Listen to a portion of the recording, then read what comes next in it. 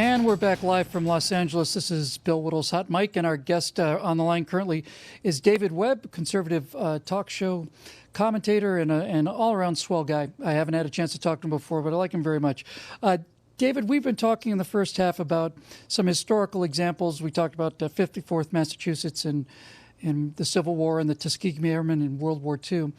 Examples of a different way to approach these racial differences than the hate speech laws of the left. My understanding is you're on the Young Marines National Federation. Even today, you go into the, I've been privileged to do many things with the military. I was on board the USS Pasadena for a couple hours, 600 feet below the Pacific. And my impression there was that, there were no blacks, browns, yellows. There's just, blue. And I've heard it's the same thing is true for green for guys on the ground. It's paradoxical, isn't it, David, that in an organization with uniforms and the regimentation and the discipline and command structure and all of that, nevertheless, it seems like military service is where you are most dependent on somebody else as an individual. Is this a good person? Yes or no? Can I count on this person if things start to go south? Yes or no? And do you still feel that military is pretty much colorblind out there? The military is with the men and women that serve. They do see it that way in large part. Of course, there are varying opinions within it. It's the leadership that's become a problem. And we're seeing the change in leadership right now. The leadership under Obama was moved over to a social engineering experiment. Only in the military under Obama could you find commanders who would spend $30 million to do a test of men and women in the Marine Corps to find out that there was a difference in physical ability. You didn't need $30 million for that. What? You had the social experimentation. I am shocked. Yeah, it's $30 million. Who knew? Yeah, who knew? And the thing is, they were pushing an agenda to get to an end result. And when it didn't work out their way, they went on to the next thing. Surprise, surprise, there were gay people in the military all along.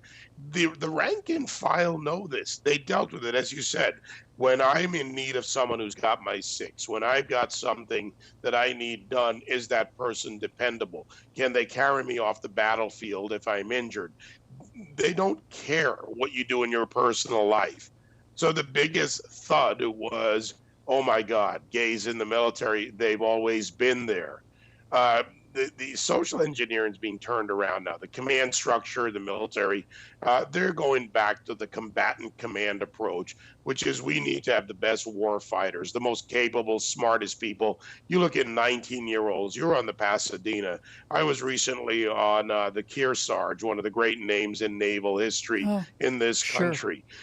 And I meet with these young 19 and 20-year-olds who literally are responsible for billions of dollars of not only equipment, but immeasurable the cost of their fellow sailors and their fellow Marines' lives. Mm-hmm. The trust, the working together of the teams on the deck, on the flight deck, below decks, everybody doing their part from the engine room all the way to the battle bridge, getting the job done. This tells me that 90% or more of the racial problems that we have in this country are manufactured by the left. They're just made, they're manufactured by it. They call them community organizers, used to call them agitators. They just manufacture so much of this.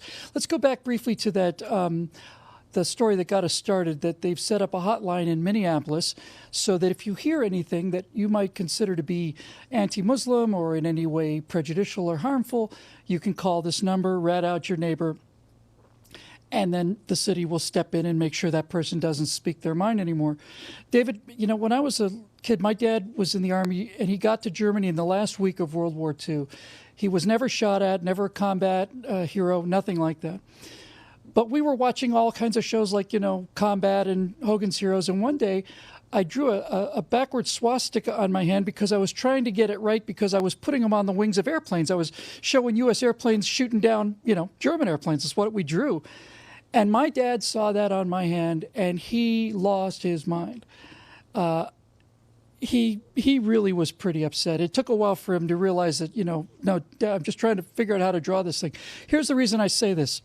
I'm I say this because, I'm sorry about that background. I say this because the problem with something being dedicated as hate speech is that who decides, right? I mean, who makes the decision? It always comes down to that. Who's going to decide? My dad said the Nazis should be allowed to march in Illinois. I said, Dad, you hate the Nazis. You gave me this lecture. He says, yes, but who decides? It's an important lesson, and Skokie, Illinois was and is a signature, it's a landmark case, rather, for that very reason.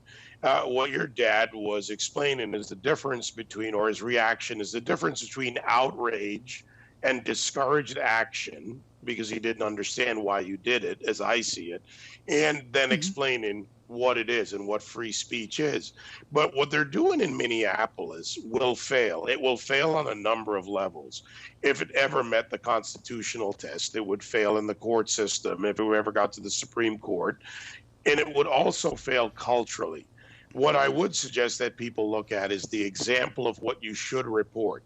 In San Bernardino, before that terrorist attack, the neighbors saw Muslims late night, and they knew they were Muslims, people dropping off things in the garage, things going on that didn't look right.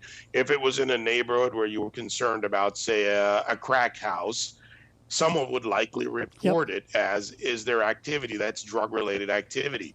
They chose not to report it. If you want to help the Muslims in Minneapolis, sounds like we may have lost him. I think I might have lost him. Are you there, David?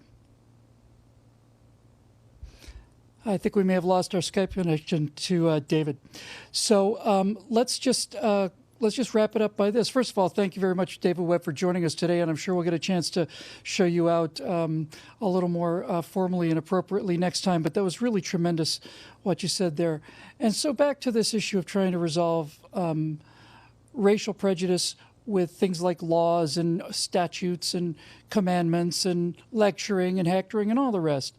I'll say this as clearly as I can.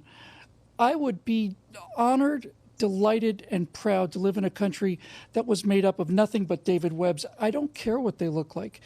That is the kind of man who makes this country work, and the kind of people that make this country work. And when we get into where things really matter, like the military, for example, we find people get along really pretty well. We find they get along pretty well in football stadiums too, you know?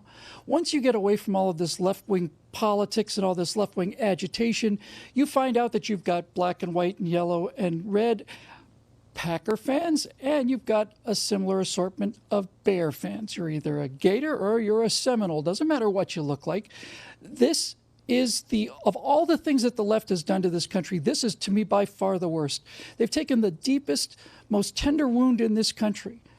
You know, the one thing that we really didn't get right at the beginning, and they are prying it open in order to make it bleed, because they would rather rule over the ruins of this society than just be sharing power with the rest of us in something where everybody's getting along. Well, that'll do it for Hot Mic today. I'm Bill Whittle. We will be back tomorrow on NRATV. We will see you then.